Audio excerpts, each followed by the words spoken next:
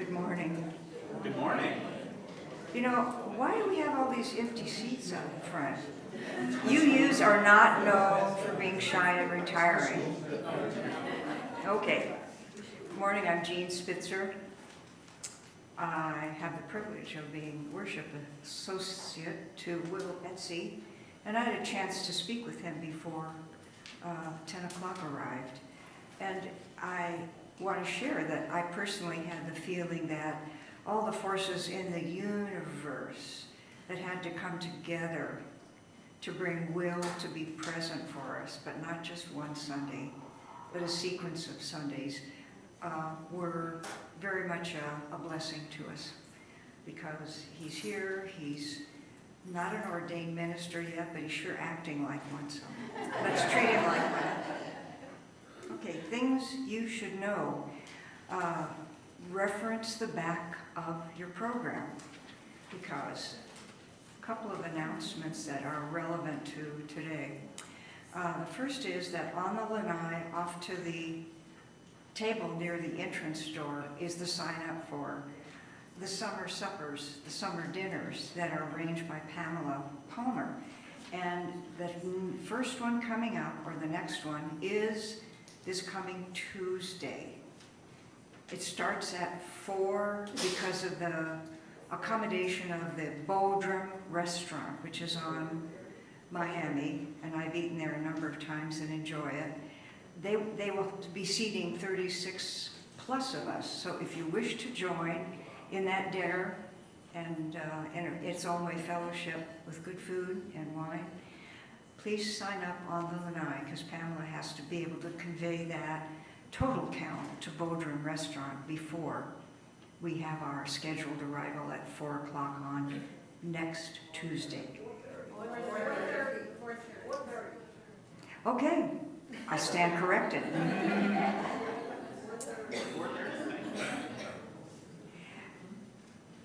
The next thing I do want you to pay attention to is the very bottom on the back side of the order of service. Okay? Because at the bottom is a reference to the wish list that is funded by people within the congregation. And after deep research and development by UCOD, it took about 10 of them. They came up with a very clear need for there to be electronic doors at the entrance and into the 2 bathrooms. So as you see that, the wish list will be for 3 electric door openers. You will see that the funding is already well in place. Basically, we want to make it easy and comfortable for people using walkers or wheelchairs to open the doors and not have to worry that the door is going to close on them. For questions or donations, John Spitzer is the dude to go to. I want you to know I'm not getting paid a penny for this.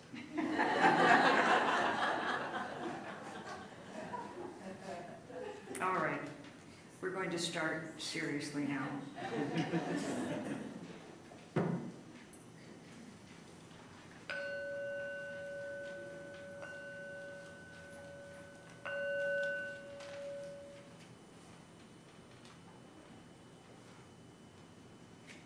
This is the chalice lighting, and it is attributed to Maureen Killeran. As the kindling of this chalice calls us to community, let there be light.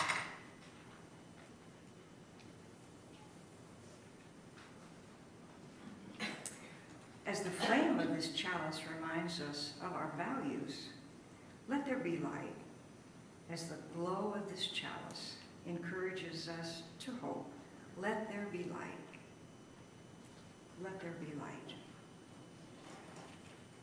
Good morning and welcome again to the Unitarian Universalist Church of Venice. You're welcome. Missed a page there. Page 2. Here's the attribution. Our congregation strives to be a welcoming place where all may find a rainbow of colors for which to paint their lives. Whether you are here every week or here for the first time, know that you are welcome here. Whether you are a lifelong you, or simply exploring your options, you are welcome here. Your presence and the work that you do matters. May our time together be a time of joy.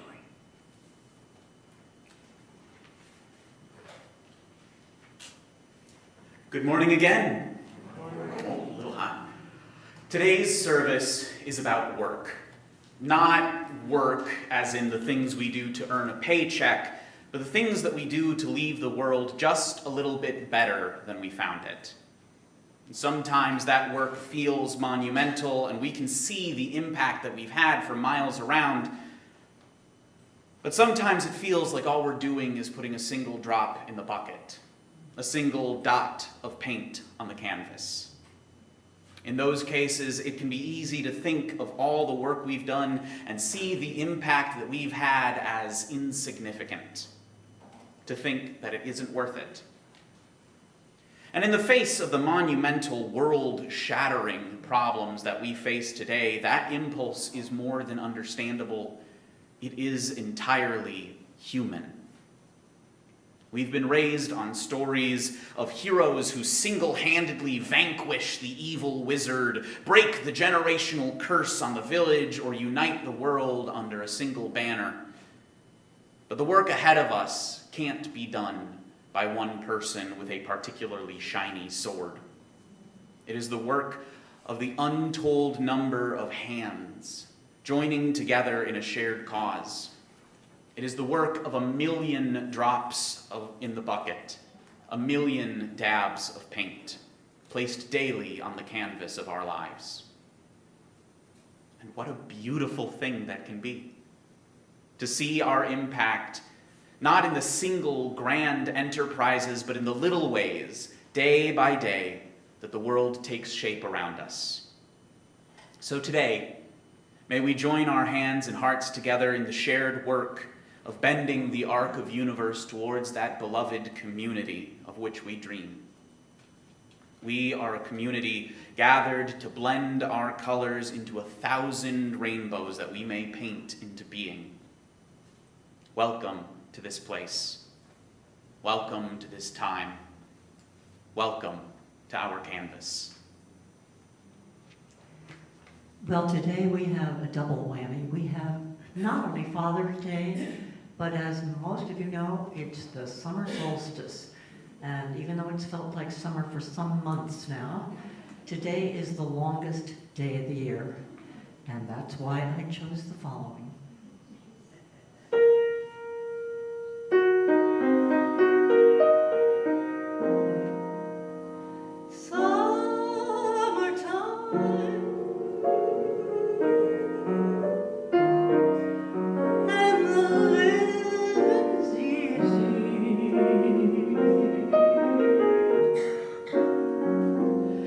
Fish are jumping, and the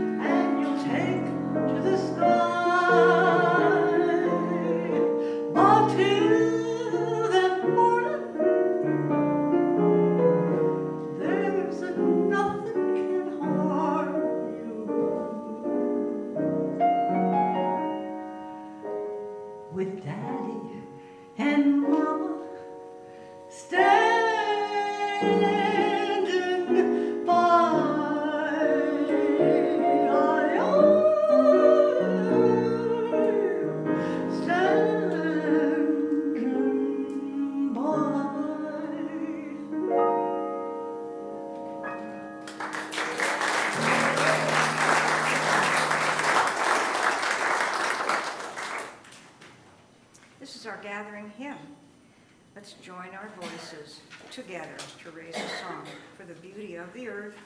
Number 21. Please rise in body or spirit in singing this opening hymn.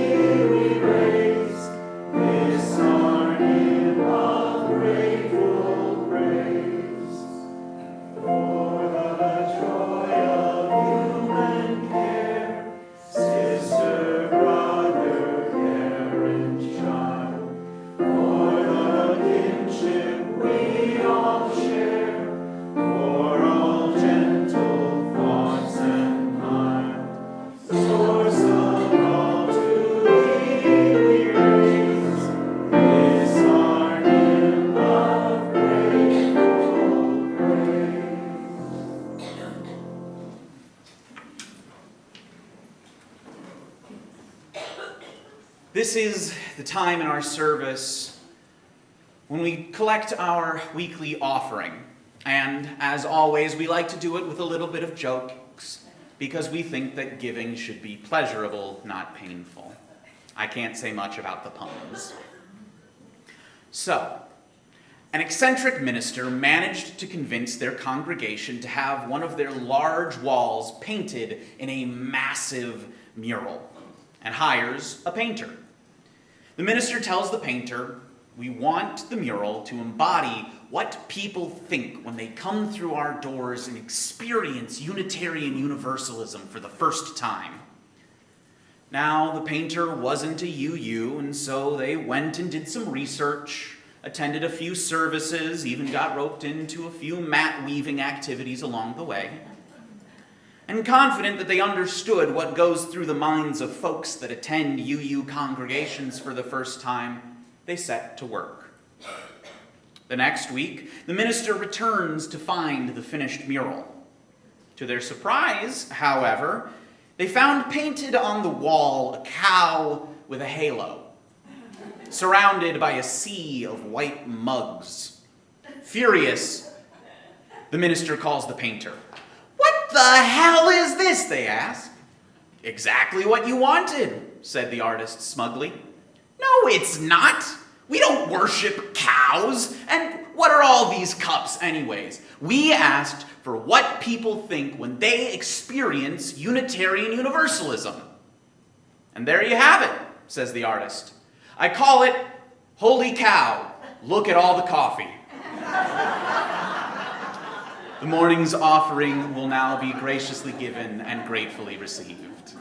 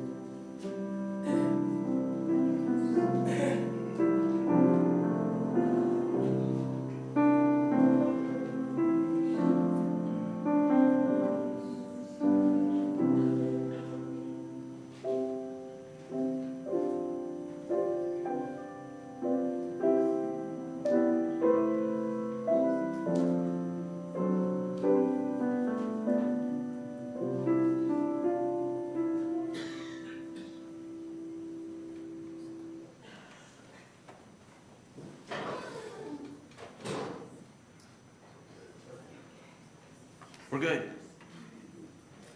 Thank you, and thank you again for the gifts that you have given and the skills that you bring to this community.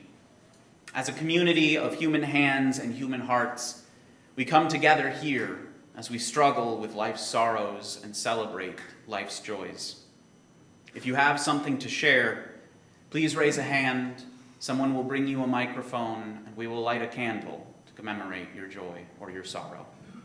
And I'd like to, at the start, light a candle in honor of Father's Day, both for those bonds and those relationships that have helped raise us into the beings that we are, and one of sorrow for those relationships that have been broken.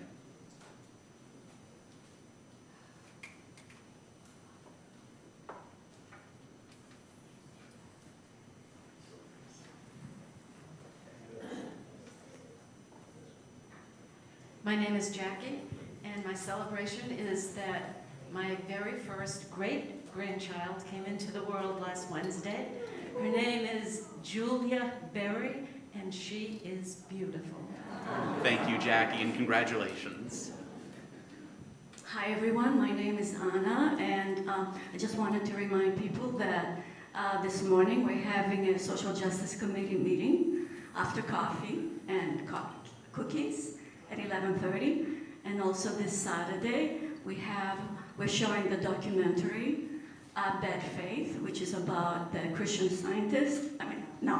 Christian nationalists who are infiltrating our government. It's a very powerful film, and I hope you're able to make it this Saturday at 3 p.m. Thank you. Thank you, Anna. Good morning, my name is Marcia. I have two things to share with you and ask for prayers. First is prayers, please, for the wonderful brother of my dear friend who is struggling with challenges from treatment for lung cancer. He's soon to need to move from his residence with his family to assisted living to take care of his needs. The second, and I'm going to try to do this quickly, is somewhat of a devastating story from my hometown. There's a couple who would be only described as pillars of the community. He, from a family whose name was on many buildings in our town. She, a retired math teacher of many years, who was beloved, also a neighbor of mine for 20 years. The ending of that story holds the headlines of murder, suicide. The details are still emerging. So for the community, for their family, let's light a candle. Thank you.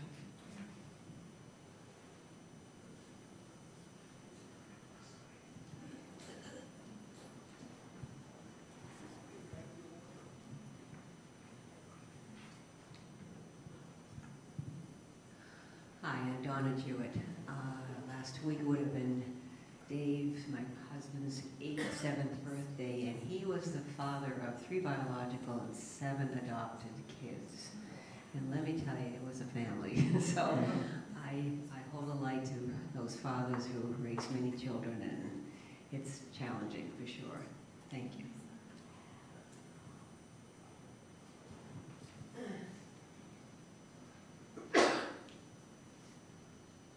May the love of this community hold all who need love and concern. May the light of this community shine on the broken places of this world. May those who are grieving be comforted. May those who are tired find rest. May the broken places be healed. And may those who are filled with joy and with laughter be ever abundant.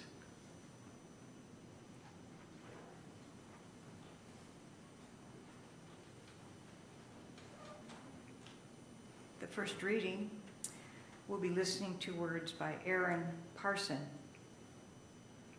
They asked, if a tree should fall in the woods and you are not there, does it make a sound? And the answer came, if a tree should fall and no one is there, Listen for the cry of mournful birds who grieve the loss of their nests. They know where the tree lies.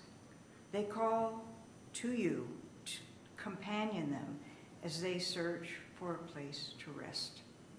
Listen then for the mourning birds. This is the meditation reading. It's entitled Leaves by Malka Heifetz Tussman. Malka Heifetz Tussman. I invite you now into a time of reflection, a quiet reflection, with the words of Malka Tussman, translated by Marcia Falk. Leaves don't fall. They descend longing for earth. They come winging. In their time, they'll come again. For leaves don't fall. They descend. On the branches, they will be again green and fragrant, cradle swinging. For leaves don't fall. They descend. Longing for earth, they come winging. With these words in mind, please join me in a moment of thought, meditation, or prayer.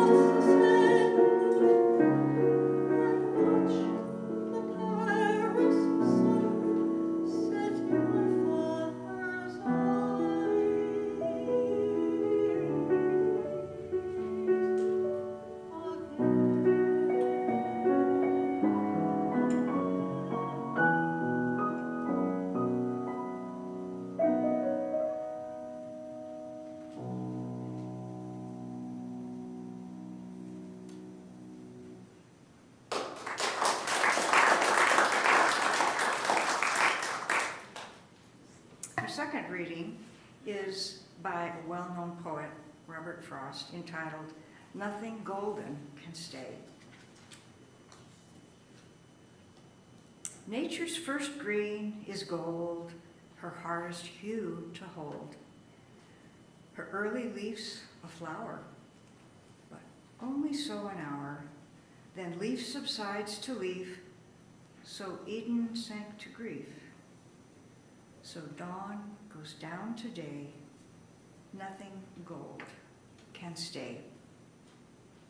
We'll be singing another hymn, "We Would Be One," number 318. Please rise in body and spirit and raise our voices in song.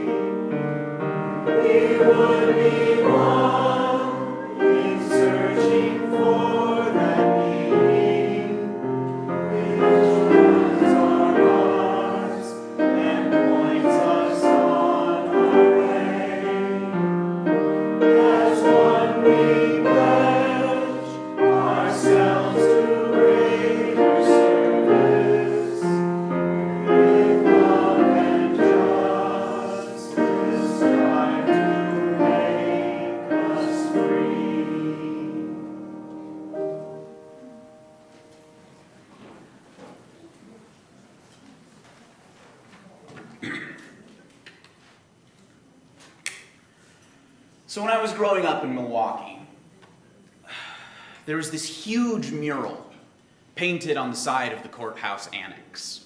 I remember it so vividly because every time we'd pass by it when we went to the museum, and I'd love to press my nose up against the glass and crane my neck up to look at the whales.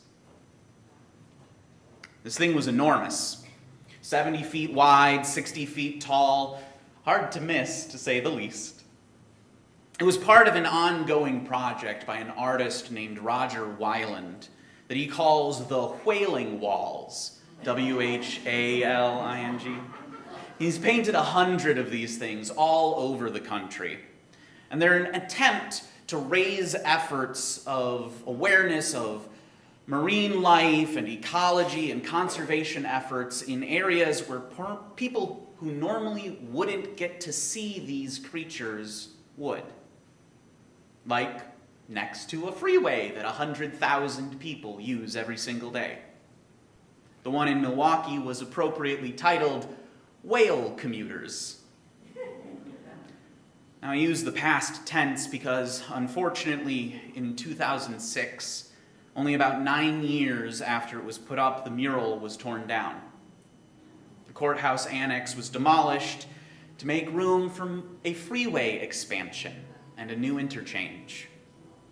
There's some morbidly funny irony there.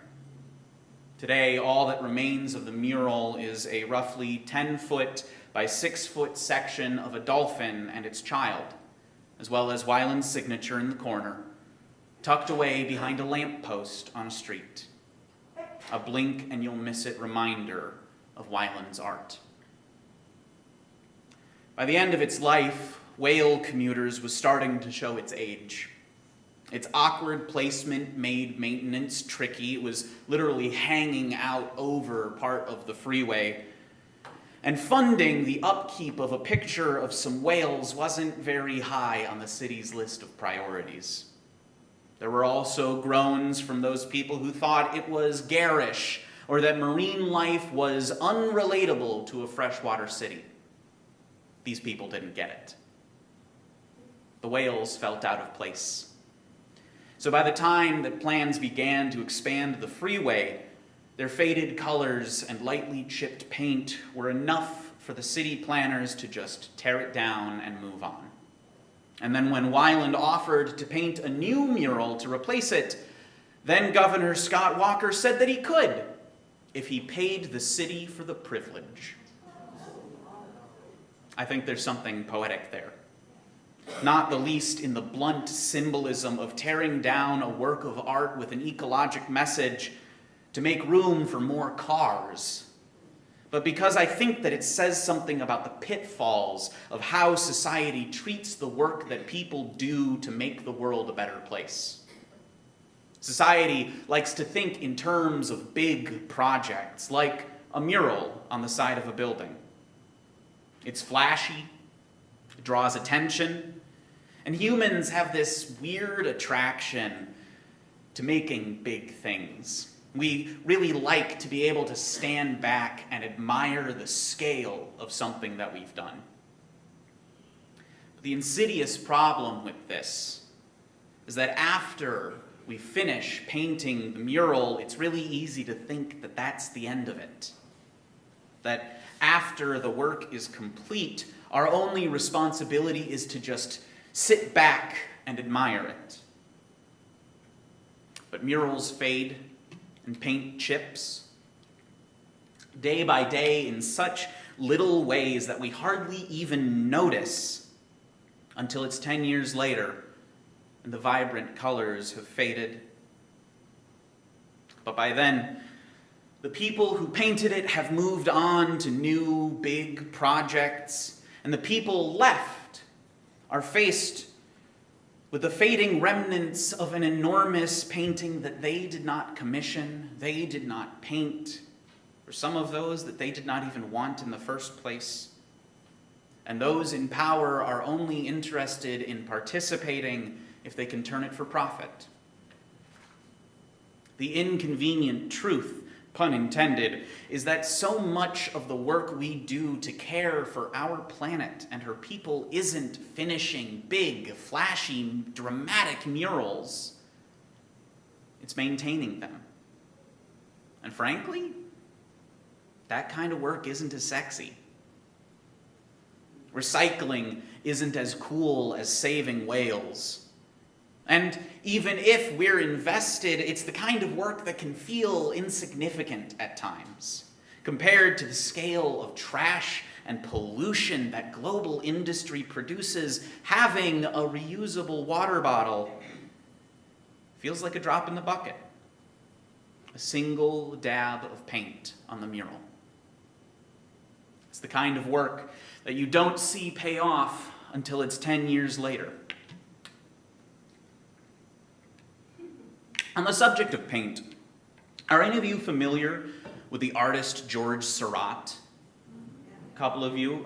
For anyone who isn't, he was a French Impressionist painter in the late 19th century. Died, unfortunately, young. There's a wonderful play about his life. And his most famous painting is this huge oil on canvas called A Sunday Afternoon on the Island of La Grande Jatte. I apologize for my French. If you've ever seen it, you know that this thing is massive. About 6 feet high, 10 feet wide. And what's most notable about this painting is the technique that Seurat used. It's called pointillism. What's special about pointillism is that instead of making long, fluid brush strokes or blending adjacent colors, the artist makes little, tiny dots, one at a time. At the right scale, our eyes naturally blend little dots of color together into a picture. It's how the rods and cones in our eyes work. And so, you can stand across the room, look at this massive, massive canvas, and start walking towards it and watch as this image dissolves into a sea of dots of paint. And I really cannot stress the scale of this thing enough. It's a marvel that only one person could do that much. It took Surratt over 2 years to paint an estimated 220,000 dots of paint, dot by dot, day by day. Of course, I hear that and I think, could he have stopped after 219,999? What about 998? At what point were there enough dots on the canvas that the average person would look at it and think that it was finished? At what point did Surratt first think that it was finished? If he was anything like the artists that I know, he probably couldn't leave well enough alone and went back to adjust things. How many more dots did he place after setting his brush down for the first time? And how many times did he end up picking it up again? The point that I'm trying to make, again, pun intended, is that even those big, flashy murals were made one dot at a time. Rome wasn't built in a day, so they say. So that ongoing work, the work of maintaining them, those little dots every single day isn't insignificant. At times, yes, it is painfully small, but it is a continuation of the very daily work that made them in the first place, and I refuse to call that work insignificant. Now, if it's not clear already, the mural is a metaphor for the environmental and conservation efforts that we put into the world. When we think of these works as something that we can ever finish, they end up like whale commuters, faded, chipping, out of place, and, in the worst case scenarios, dismantled and swept under the rug with only a token gesture remaining. It primes us to neglect the daily work necessary for the preservation of life on earth. But we are paintbrushes. We leave our marks on everything we touch. And in the grand scale of the world, when we stand up close and stare at just a single dot, those marks can look like the smallest bit of color. But bit by bit, those dots build and build until 10 years later, the mural is just as vibrant as ever. The kind of work that makes a lasting difference happens every single day. And it never stops happening, no matter how small the dot may be that day. And if you want a practical example of this, look to the sky. I've used this example before, and I will continue to use it again because I think it is one of the most pristine examples of the ways that we can make a difference and reverse the trajectory that we have set ourselves on. The hole in the ozone over the Antarctic is closing. Following the Montreal Accords of 1987, progress has been slow, at times, yes, painfully so, but it has been steady. In 1992, only 5 years after the policies were enacted, the hole had already noticeably reversed course. And according to 2024 predictions, it could be fully repaired in the next 40 years. Bit by bit, even that 10 million square mile canvas is getting filled in, day by day. And while many of the people who championed and signed those accords won't live to see their work finished, that could mean within my lifetime. A painting 80 years in the making. My spiritual companions, I invite you to wake up and smell the paint. Feel the rough texture of canvas and the smooth wood of a brush handle.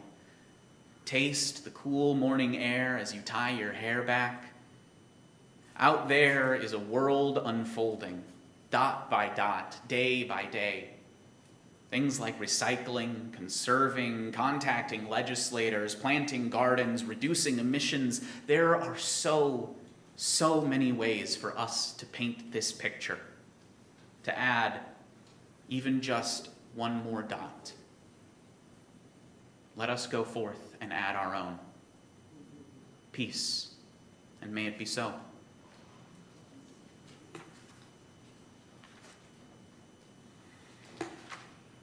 As we extinguish our chalice today, I invite you to remember that this flame burns within each of us. We have tomorrow, bright before us like a flame. Yesterday, a night gone thing, a sundown name. And dawn today, broad arch above the road we came. So we rise. And I invite you now to join and lift your voices and rise in body or in spirit and join in singing our closing hymn, number 1064, Blue Boat Home.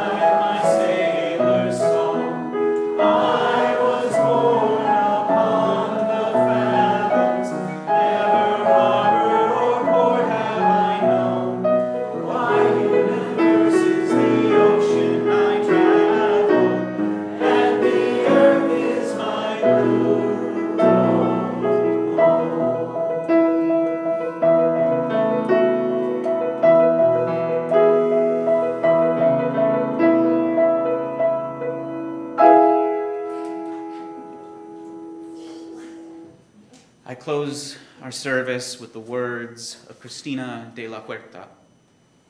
We must shine. We must shine now. This is the goal towards which we stretch, step by step, in our own time, at our own pace. As our beauty unfolds and our hearts open, we become gentler and more compassionate, yet brighter, more empowered and fearless. We have been holding on, holding back, playing small, hiding our light under a bushel. Enough of that. It is time to let go. We are needed now, all of us together, all those who feel a calling to be who we are to the fullest, to make a difference, to give it all we've got. peace, and may it be so. We'll now sing our closing song, hymn. But I will not be accompanying you the second time around. This was counseled by our wonderful worship associate, Jean Spitzer. It's a try.